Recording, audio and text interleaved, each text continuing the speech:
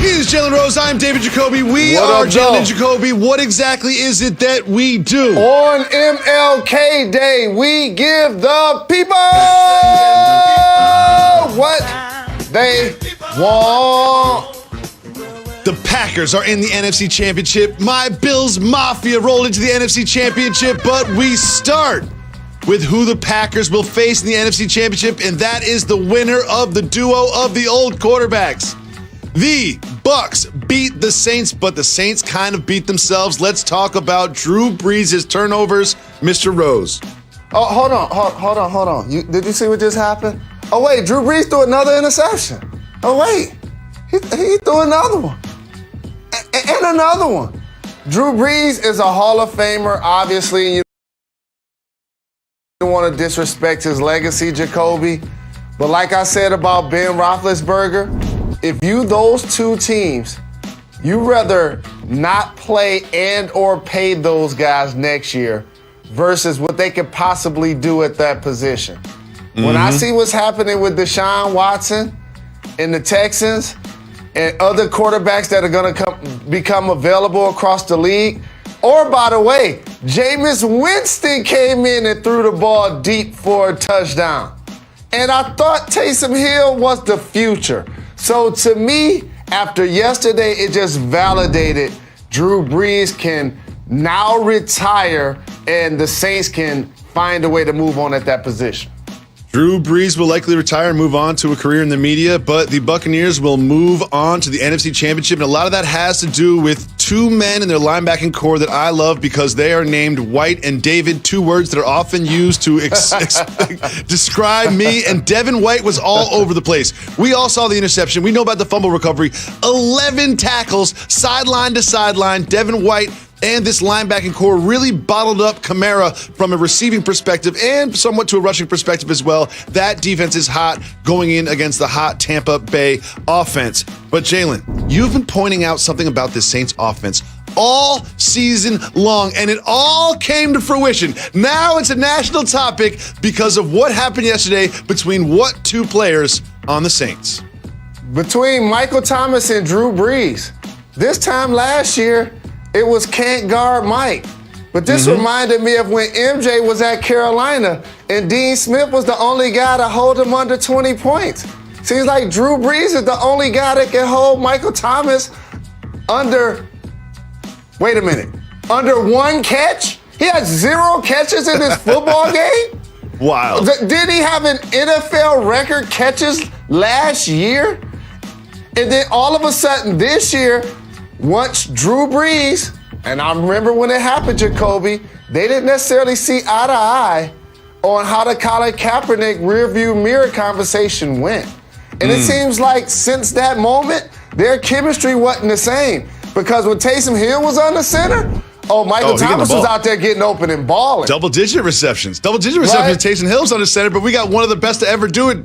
Drew Brees under center. All of a sudden, he's got 0 catches in a division round playoff game? 0 catches? Wild. Well, something tells me that Michael Thomas and Drew Brees' lack of chemistry will not be a problem next year for the Saints. But Jalen, there was so much football. All of us spent endless hours just disregarding our family and watching football this weekend. And I'm going to tell you the number one most impressive thing that happened on an NFL field, and it came from a referee. Watch Tom Brady, after a Tampa Bay touchdown, try to get a high five from the ref, and the ref doesn't do it. The ref, he's like, you know what? I'm going to stay in my character. I know my role. I have to be an objective observer because me, if I was there, I'd have to give him a high five. I would have to. He's the GOAT. He's Tom Brady. Just instincts and reflexes. I would have definitely given him a high five. Big shout to that referee, whoever you are, for maintaining your objective focus in the most difficult of situations. He's a professional, and he was abiding by the COVID protocols at work. That's all it was. You know, he said probably, Tom, you know I want to give you love, but I can't right now. You know it, big fella. Tom was like, all right, you got it. It's all good. Just watch for that holding. Just watch for that holding on the outside. That's all. Tom Brady in the middle of division playoff games just decided to make a funny. He just decided to make a funny in the middle of a division playoff game against the Saints that beat him twice. Last beat him 38-3, and he's out here cracking jokes. That is why Tom Brady is the GOAT, and I can't wait until they face off against the Packers this weekend. But we'll have plenty of time to preview that. Now is the time to look back at another game from yesterday, and wow, was this one interesting. Would you ever think that the Chiefs-Browns game would come down to a 3rd and 14 for the Chiefs? And under center is none other than Chad Henne. And what does Chad Henne do on 3rd and 14? Look at the wheels on Chad from Michigan. Dives with his head down to try to pick it up, and he doesn't pick it up. So what do? They throw out a shotgun on 4th and 1 to seal the victory and a trip to the AFC Championship game. Jalen, what did you think about Chad Henne and Patrick Mahomes leaving the game? This is a chance for the Wolverines to celebrate Chad Henne. Jacoby, like people going to be bandwagon fans for the Nets. Like you a Die Easy fan for the Bills. I can't wait. I can't wait for Bills Mafia to see how disloyal you can really be. I just can't wait till they see how disloyal you can really be. But here's the thing about this game, Jacoby, in all honesty. How we just minimize the word concussion. You know, it's almost like when I see the words mild concussion, they don't go together to me like partially pregnant. They don't go together. And so when Patrick Mahomes goes down, when Lamar Jackson goes down, it's like, oh, Andy Reid, like, well, he's doing very well. He's fine. Oh, He's yeah. fine. Oh, is he? Let me see. When somebody normally gets concussed, they don't heal that fast, right? Well, it's not exact science. And Jalen, you know I've dealt with a lot of concussion issues over my life, and I've had post-concussion syndrome, which has lasted months for me, and I have no idea what's going on with Patrick Mahomes, but I know Andy Reid said he's doing fine. The Jake Glazer had a report. There was more like he got choked out. So they're all setting us up. They're already planting the narrative seeds that will come to sow right around Wednesday, Thursday when they say that Patrick Mahomes is going to play. Like in your head, 0 to 100, what are the chances that Patrick Mahomes does not play in the AFC Championship game? I'm going to say they're basically 0? acknowledging if he can breathe, he's going to play. I'm sure as a competitor, he feels the exact same way. And that's why I made sure to make it a point to applaud that courage. Because trust me, Jacoby, if I was getting $500 million and somebody told me I was concussed, y'all would be like, he questionable for next week. You know what I'm saying? That's what y'all would be coming out 24 hours later talking about I'm good. No, I can't be good yet. To be fair, Jalen, you're basically questionable in all facets of your life across the board. Athletics, professional, personal. You're always questionable. You're like, yo, is Jalen going to be here? You're like, I don't know, he's questionable. You know, you spoken to Jalen? Questionable. I don't know. I can't even answer questions about him. But I do want to celebrate a gentleman by the name of Baker Mayfield, and he took a lot of flack this season. He's in all the commercials, and the Browns, even though they had a good record, they were getting criticized over and over and over. And Stefanski and Mayfield, especially in the playoffs and at the end of the run of the regular season, played great. And yesterday, Baker Mayfield probably had one of the best games of his entire career. Some of these throws are tiny little windows way downfield. Look at these throws that Mayfield put together. While he will not suit up again this season, is it fair to say that they sort of left on a high note when it comes to Mayfield's play? They left on a high note to the point where it now seems like he could be their future at quarterback, even playing so well without Odell Beckham, getting his team into the playoffs and achieving what they achieved. Double-figure wins for the Cleveland Browns, really impressive. But I got to say one thing really quick. Tell the truth. What's that? Aren't you a little happier for Baker Mayfield and Josh Allen, kind of like the Beastie Boys and Tyler Hero and Duncan Robinson? Does it make you feel a little kinship when you see one of your guys like Baker ball out the way he did? Jalen, you can stop right there. You can stop right there. I'm not falling for this on Martin Luther King Jr. Day, okay? We're going to move on. It is Martin Luther King Jr. Day, okay? We're moving on to a key play at the end of the first half of this game. Remember, this was a 5-point game when it was all said and done, and this is a 6-point play that was in jeopardy. Look at this, another great throw from Mayfield. Open Higgins. Higgins tries to extend. The ball goes out of his hands.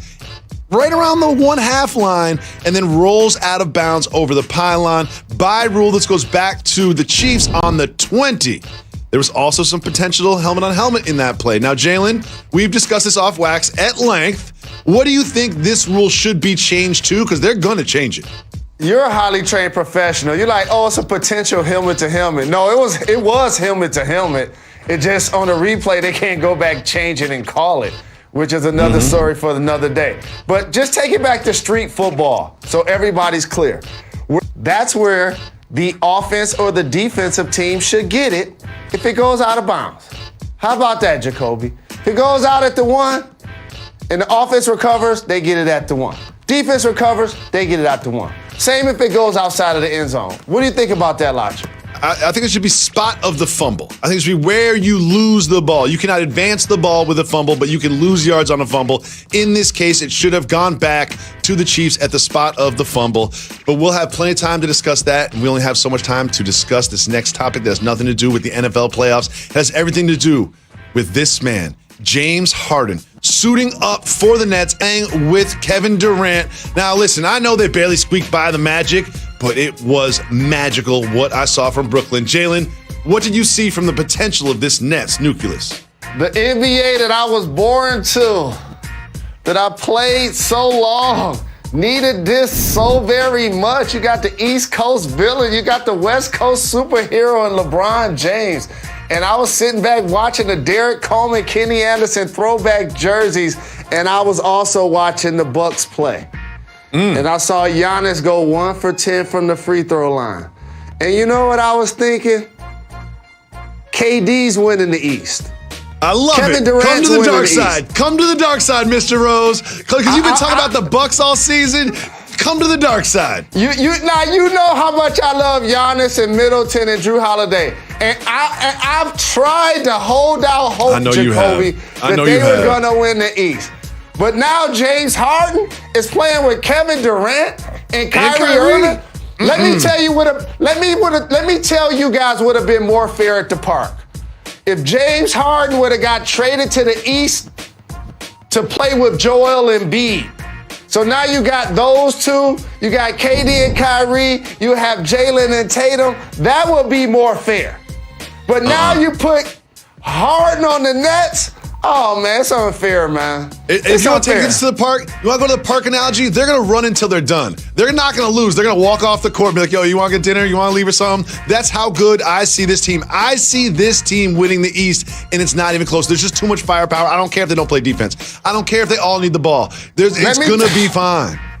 And Jacoby, Mike D'Antoni's going to put 130 up on the board, and he's going to challenge, along with Steve Nash, every other team to outscore them. And also, when the game slows down, Ben Simmons ain't making shots outside of the paint. The Greek Freak ain't making free throws or threes. How physical can the Celtics be up front? And so teams have holes just like the Nets have holes.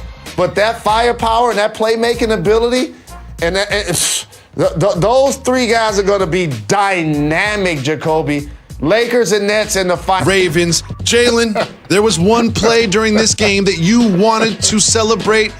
Please take us through the Teron Johnson 101-yard pick six. I just like that our show is so much for the culture that we play the Benny the Butcher video because we'll actually have him on our show. How about that? And my favorite thing about this Bills game and play of the weekend was that amazing pick six. How they tricked Lamar on the coverages 2 plays in a row. And as Johnson dropped back into the throwing lane, it reminded me of some of my favorite ball hawks. As you know, DB is my favorite position. So I'm seeing guys like Dion and Rod Woodson or, Ed Reed, Troy Polamalu. And that was a game changer because, number one, how he took it the other way and didn't slow down. That's Lamar Jackson that's chasing him. So we all talk about who the fastest people in the game is. Lamar Jackson tackles him. That becomes a different outcome of this game potentially. So it was an amazing play, and it was a game changer for your Bills Mafia. I just hope Griselda and the Bills remember all of the people that wasn't showing them love before the Bills got good. And you can't just leave the mafia, Jacoby. It don't work like that. So I can't imagine somebody get injured, they have a couple of bad weeks. I can't wait till you try to leave the mafia. I can't wait. They're going to try to whack you. I can leave the mafia. I can leave the mafia. Now, that was a huge play, and they kind of needed that huge play because the Bills' offense wasn't exactly humming. They did have some good connections. Josh Allen had some good plays to move the ball, especially to Stephon Diggs. That Stephon Diggs, Josh Allen connection is, it's short of only a couple connections in the NFL. And Jalen, there's also a key play in this. Now, this didn't swing the game, but it certainly changed the game, and that is when former MVP Lamar Jackson went out with a concussion. How did that impact this ballgame? So we talked about this earlier with Patrick Mahomes, and we saw his backup come in, miss a deep throw to Hollywood Brown that could have put him within one touchdown. But as I was watching the game, it was just unfortunate that money got in the way of humanity. Because right there, he got injured, but the coverage need to go to commercial.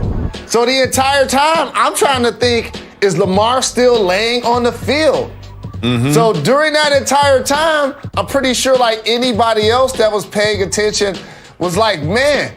And then I didn't see anything else of him except him running to the tunnel, which means there was a period of time from then until he got to the tunnel that we didn't see. So I hope he's okay, because that's a nasty fall. It was a nasty fall. Hope he's okay for next year. The Ravens have to regroup because the Bills have moved on. Now, we mentioned earlier, the Bucs going to the NFC Championship game, and they will be playing the Packers because of the result of this game that feels like it happened 3 weeks ago, but it was only 2 days ago when the Rams did everything they could to stop the Packers' offense. Well, guess what? That is almost impossible. What do you think about this performance from that side of the ball for the Packers? I think I want to tell everybody that Aaron Rodgers will win MVP this year. Aaron Rodgers will be the NFL MVP this year. And there were so many people that were slandering his coaching staff and the Packers organization about the moves that they made. And I know fellow Michigander, his head coach, LaFleur, has done an amazing job. They had Jalen Ramsey on the other side. And you see how they just ripped Alabama's play, running Adams back and forth in motion in order to get him a touchdown against Ramsey? You see how they didn't necessarily just do a traditional passing game where it's 5-7 step drops and he just trying to, find somebody, and Lazard dropped the deep ball before going on to catch one.